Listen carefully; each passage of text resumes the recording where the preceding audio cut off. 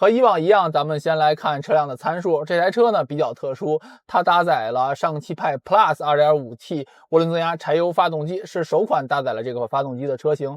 最大功率呢达到了165千瓦，最大扭矩达到了520牛米，参数十分可观。传动系统匹配的是采孚 8AT 变速箱，这个级别中大家很熟悉的一款变速箱。上汽派 Plus 2.5T 的发动机呢，相比很知名的那款上汽派 2.0T 双涡轮增压发动机，它的排量啊、参数啊都获得了一定的提升。这个提升呢，也体现到了我真正的驾驶感受方面，车辆在起步阶段、在低扭输出上面都比以往更加强劲，提速效率更高了。不过在高速的提速，也就是在加速的能力方面，毕竟这款车还是一款柴油车，还是尽量的要多预留一些距离来进行超车。在加速过程中，变速箱对于动力的梳理足够平顺，换挡的时候没有顿挫感。采孚 8AT 变速箱嘛，口碑和品质都在。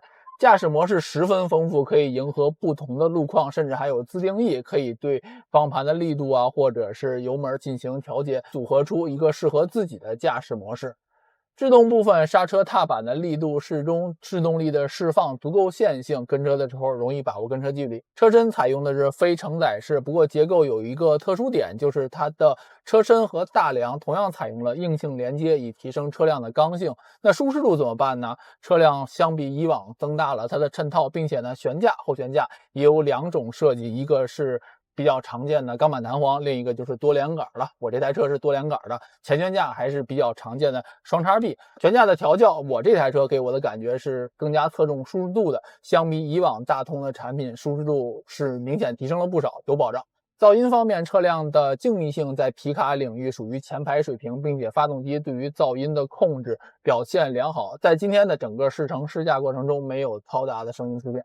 支架部分，车辆配备的是 L2 级辅助驾驶系统，有自适应巡航，有车道保持，还是比较实用的。更值得一提的是车辆的四驱系统和脱困配置，毕竟它的定位就是一款越野皮卡。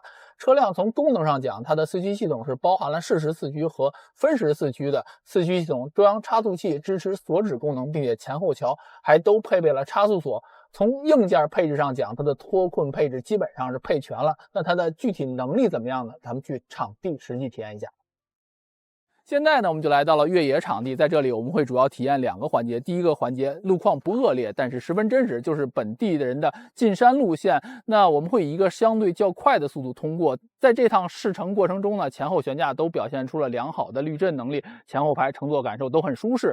在第二个环节中呢，路况就比较恶劣了，现场准备了接近于45度的坡，准备了类似于炮弹坑这样的路况，它主要考验车辆的四驱能力和脱困能力。其实在整个项目的测试中，我们把车辆的驾驶模式调整到 Auto， 也就是自动模式，就已经能够完成这样的测试了。不过呢，因为车辆具备前后差速锁，具备多种驾驶模式，具备越野专家这样的功能，让我们整个体验其实变得事半功倍，更为轻松了。比如说越野专家中的透明底盘，其实我一路都是去看的这个画面，去把握周围的路况的。比如说蠕行模式，在我过驼峰的时候呢，不用担心一脚油走得过快。那陡坡缓降呢，在我过了驼峰之后呢，也能让我更好的去把握车辆下坡的速度。对于新手朋友来说，这个功能变得十分友好，让我们越野过程变得更加轻松了。